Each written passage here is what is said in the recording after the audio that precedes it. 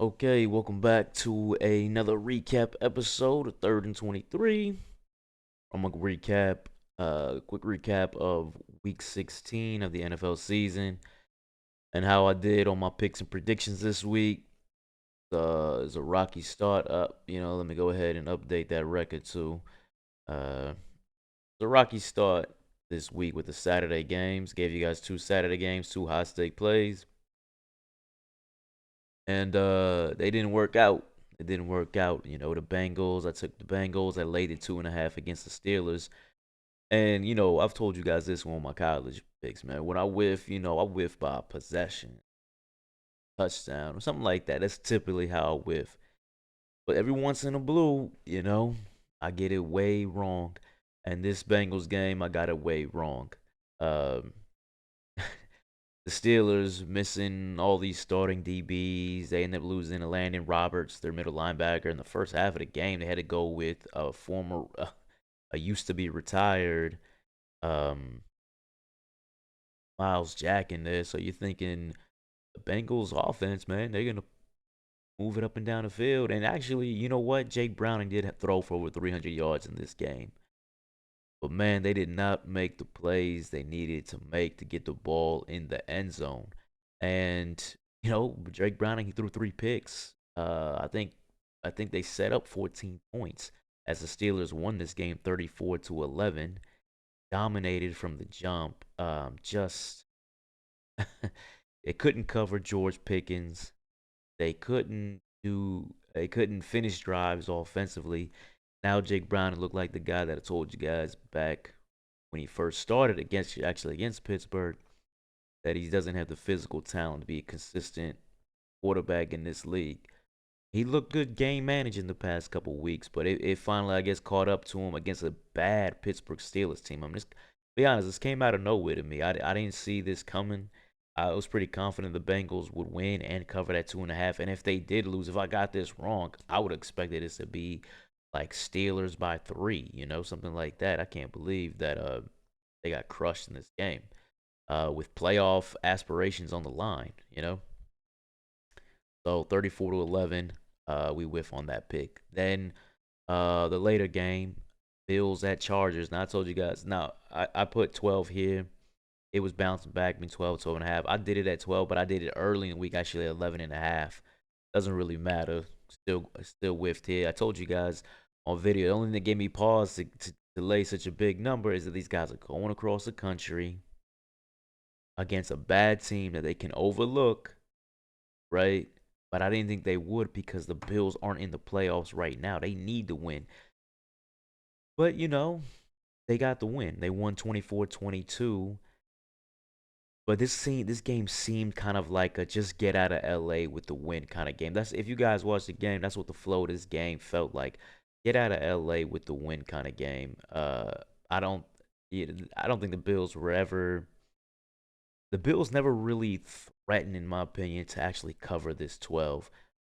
Give Easton Stick credit for the Chargers. I didn't think he did much, but he did. He seemed to make plays on third down to extend drives, and keep you know, uh, time of possession on their side. Actually, that is something I wanted to check. What did the time of possession? Maybe it changes up in the second half, but no, yeah, the Chargers had 7 minutes more time of possession in the game than the Bills, and that was a huge factor in this game, um, keeping this game close. Uh, and ultimately, the Bills did win. They won late with a field goal to win 24-22. So the Bills keep their playoff aspirations alive. But for us, they didn't cover the 12. I thought they'd cruise, and they did not. So I guess it was a perfect fade the Bills spot because of what happened with the Chargers. Expect a bounce back from the Raiders game, and the Bills because of the class of opponents they had been playing and winning against. So I guess hindsight maybe looks like a spot that you could fade the Bills, but I just didn't see it in this game against the Chargers, who are a really bad football team with a fired head coach. And what are you really playing for at this point, right? So those are the two whiffs with both high stake plays. So mitigate those losses. Thankfully, came back on Sunday and went 2-0 on two low stakes plays. First Cleveland at Houston. I took the Browns and I laid the 3. I told you guys I thought the Cleveland defense would really kind of lead the way in this game. You're going with Houston and these backups again. Yeah, it worked against the Titans, but I said Cleveland Browns defense is a whole another animal, right? Than the Tennessee Titans with some backups on the defensive side. And the Browns defense really dominated this game. The final in this one was 36-22, but there was some garbage time work in there. Um, make no mistake, the game wasn't even as close as this final score indicated. Um, Joe Flacco kept his hot streak going. Again, he threw for 368. This guy's just airing it out. They're just no longer a running team. They can't run the ball though. Uh, but they're no longer a running team. Amari Cooper, I said he's gonna go downfield to Amari and Njoku. Njoku 6 catches, 44 yards a touchdown. Amari 11, 265, 2 tubs. Couldn't do anything with him. Case Keenum was just nothing in this game. And I told you guys they could run. You can run the ball against the Browns, but not with a Devin Singletary. That's not going to do it, man. And he had like 40 yards. So uh, Cleveland covers in this one. 36-22 is the final. Then going to Cardinals at the Bears. Uh, Laid the 4 in this one. I thought Justin Fields would be able to outdo Tyler because the Bears and Justin Fields is going to go against a much weaker defense than what Kyler Murray's going to go against. I said the Bears defense, I thought they would give him problems. I thought they'd give him a lot of problems in this game. I didn't think that Kyler was going to really be able to do much in this game, probably be running for his life. Only got sacked twice, but only threw for 230. They didn't get anything running the ball. James Conner only had 45 yards rushing. And then Justin Fields, he only threw 170, one touchdown, one pick, so he didn't really get off like I thought he would. At least passing, he did run for almost 100 yards rushing and a touchdown, so he was getting loose there. DJ Moore didn't do anything in this game, but it was more the running game with Justin Fields and Khalil Herbert. I mean, these guys ran for 150 yards rushing. That's what really kind of paved the way for this Bears win and this Bears cover. This game wasn't really in any doubt either for the Bears to cover as they won 27-16.